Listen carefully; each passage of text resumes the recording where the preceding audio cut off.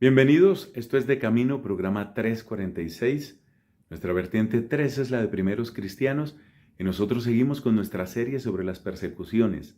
Hoy hablamos del tiempo del emperador Marco Aurelio. Sobre el emperador Marco Aurelio, hemos hablado ya antes en nuestra vertiente de historia de la filosofía. Efectivamente, este emperador se inscribe como un nombre muy importante en la escuela filosófica estoica, en el estoicismo. Los escritos de Marco Aurelio, muy particularmente sus meditaciones, hablan de una búsqueda de la virtud, hablan del gobierno de sí mismo antes de pretender gobernar a otros, y hablan de una actitud serena, razonable, sobria, incluso generosa y bondadosa. Todos estos aspectos del pensamiento de Marco Aurelio hacen que uno tenga que referirse a las persecuciones de los cristianos en época de Marco Aurelio con una cierta tristeza, pero sobre esto hay que hacer varias aclaraciones. Lo primero, recordemos que el Imperio Romano estaba dividido en provincias. Y estas distintas provincias, vamos a poner aquí por ejemplo provincia 1, provincia 2, provincia 3, estas distintas provincias eran auténticas regiones administrativas que tenían sus respectivos gobernadores. Esto quiere decir que no todo lo que sucedía durante el tiempo de un emperador tenía que ver directamente con las decisiones, con las determinaciones del emperador mismo, porque hasta un cierto punto estas provincias tenían también una autonomía y podían tomar sus decisiones.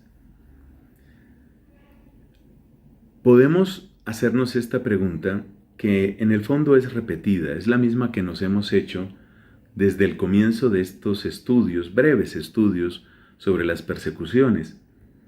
¿Qué motivos tenían estos emperadores o los gobernadores de estas provincias para atacar a los cristianos? En el caso de Trajano, que mencionábamos en nuestro programa anterior, nos damos cuenta que había un temor de la destrucción del orden social. Esa era la razón principal de la persecución. Los cristianos destruyen el orden social.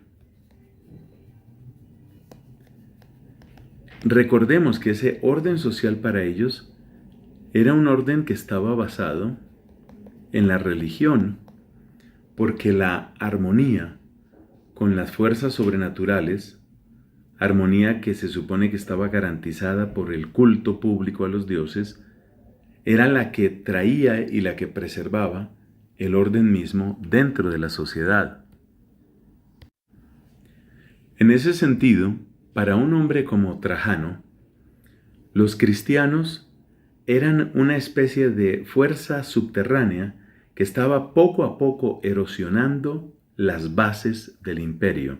Es decir, la acusación en este caso es erosión de las bases, de los cimientos, yo creo que es más claro decir los cimientos, de los cimientos del imperio. Teniendo esto claro, preguntémonos lo mismo en el caso de Marco Aurelio. Marco Aurelio es un hombre razonable, es de hecho un filósofo, es un hombre con una gran capacidad de dominio sobre sí mismo, lo cual incluye dominio en términos de templanza, lo que atañe al placer, dominio en torno a la riqueza, en torno a la codicia, en torno al lujo. ¿Cómo una persona de estas características puede ser de alguna manera cómplice, si no impulsora de la persecución? Pues aquí viene el punto. Resulta que el tener gente despreciada, resulta una especie de ventaja para algunas personas. Tratemos de exponerlo, es algo de lo que no hemos hablado antes. Vamos a imaginar que esta es la sociedad. Dentro de la sociedad hay distintos grupos.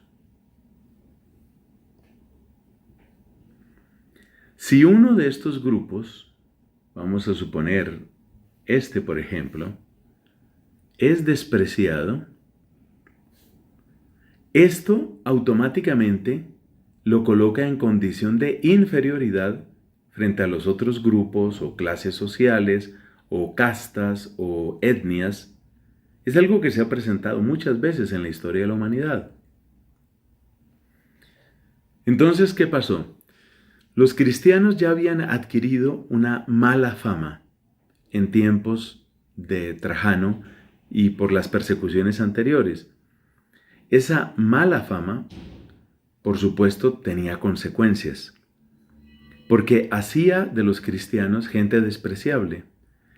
Pero desde el momento mismo en que ellos son gente despreciable, eso autoriza a este grupo, por ejemplo, para atacar a los cristianos, o a este grupo para atacar a los cristianos.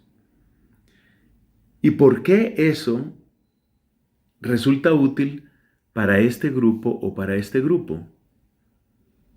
Pues porque si tú tienes ciudadanos de segunda categoría, ciudadanos sin derechos o ciudadanos con menos derechos, significa que puedes aprovecharte de ellos.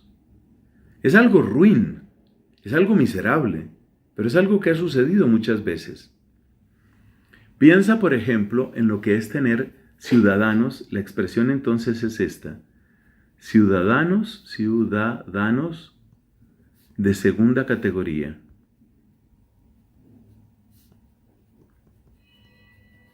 Piensa en lo que sucedió al comienzo de la persecución de los nazis contra los judíos en Alemania. Si el judío pasa a ser un ciudadano de segunda categoría, entonces se puede maltratar al judío, insultar al judío, confiscarle los bienes al judío, faltar a un contrato con el judío, y como él es de segunda categoría, sus derechos son menores. Y si sus derechos son menores, su capacidad de defensa es menor. O sea, básicamente de lo que estamos hablando es de las ventajas miserables, repito, ventajas criminales, pero ventajas que trae el tener personas de segunda o de tercera o de última categoría en la sociedad. Entonces ahí tenemos ese ejemplo, el ejemplo de los judíos en tiempos de la Alemania nazi. Pero no hay que irse tan lejos. Pensemos en lo que era la condición de los esclavos en tiempos del mismo Imperio Romano. Los esclavos eran tratados, como dice tristemente Aristóteles, como herramientas con vida. Y eso significa que lo que se le haga al esclavo está permitido automáticamente, incluyendo el abuso físico, incluyendo la violación y, por supuesto, el aprovechamiento de su trabajo y el aprovechamiento de sus bienes si llegan a tenerlos. Entonces, nos damos cuenta que, aunque es algo, y lo repito, es la tercera vez, aunque es algo absolutamente miserable y despreciable, el tener gente de segunda categoría ofrece algunas ventajas. Es una gran ironía que algo como esto sucediera en tiempos del emperador Marco Aurelio, porque él, desde su óptica, desde su pensamiento, trató de mejorar la condición social, incluyendo la condición económica, de personas como los esclavos. Él buscó limitar de alguna forma el abuso que sucedía de modo ordinario, de modo muy frecuente contra los esclavos. Pero eso no impidió la terrible persecución sucedida en la ciudad de lo que en el Imperio Romano se llamaba Lugdunum y que actualmente Lugdunum, y que actualmente corresponde a la ciudad de Lyon en Francia. Efectivamente, según cuenta un antiguo historiador llamado Eusebio, el famoso, de él también hemos hablado en esta misma serie de primeros cristianos. Se trata de Eusebio de Cesarea. Pues hacia el año 170 o una cosa parecida, un poco más, año 177, es decir, en pleno tiempo de gobierno de Marco Aurelio, cuando en el año 177 empezó a aplicarse este procedimiento a los cristianos. Es decir, cuando otros ciudadanos empezaron a maltratar y a aprovecharse de los cristianos, no hubo muchos que salieran en defensa de ellos. Porque, repito, ya desde tiempos de Domiciano y tiempos de Trajano, había esa especie de desprecio contra los cristianos.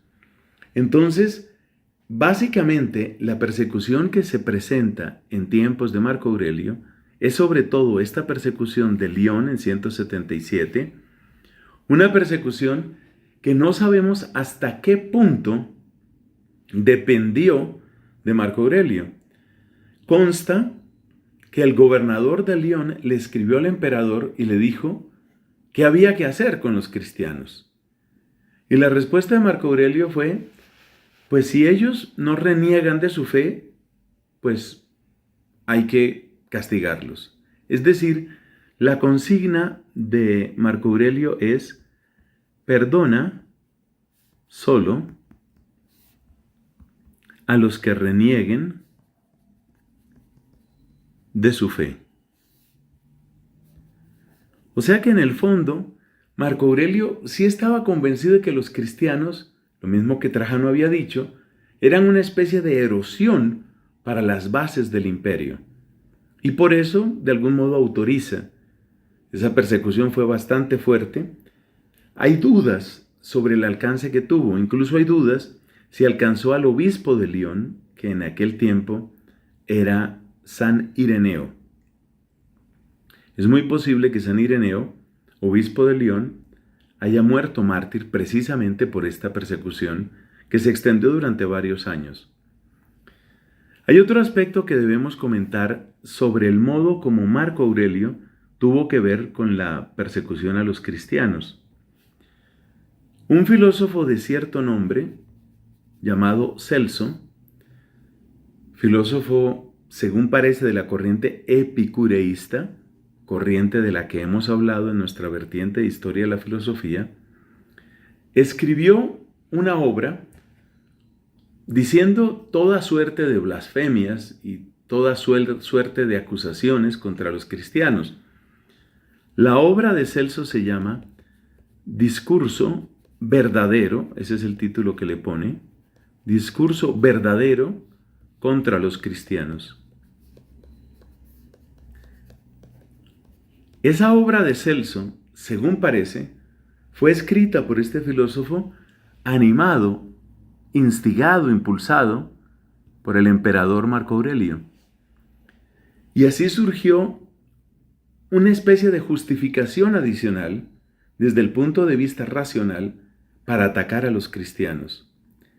En síntesis, si bien no contamos con un decreto específico, con documentos que muestren con un decreto específico que Marco Aurelio quería acabar con los cristianos, sí encontramos una especie de complicidad, sí encontramos una permisividad en los abusos contra los cristianos, particularmente en la persecución de Lyon, y encontramos el apoyo a esta argumentación, a este ataque de tipo racional filosófico que hizo tanto daño a tantos cristianos.